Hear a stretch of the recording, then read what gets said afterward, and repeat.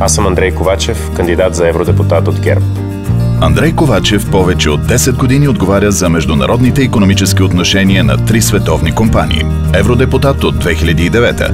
От 2012 Андрей Ковачев е заместник-председател на Комисията по външни работи на Европейския парламент и член на подкомисията по сигурност и отбрана, както и на делегацията за връзки с Съединените щати.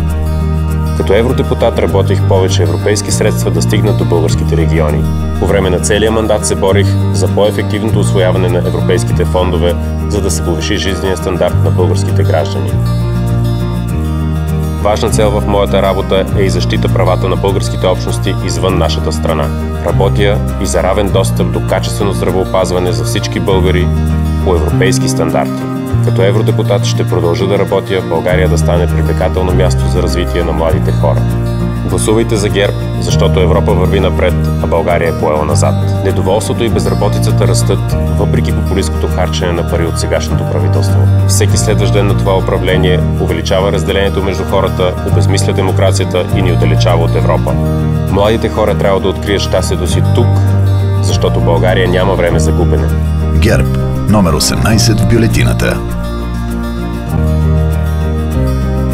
Купуването и продаването на гласове е престъпление.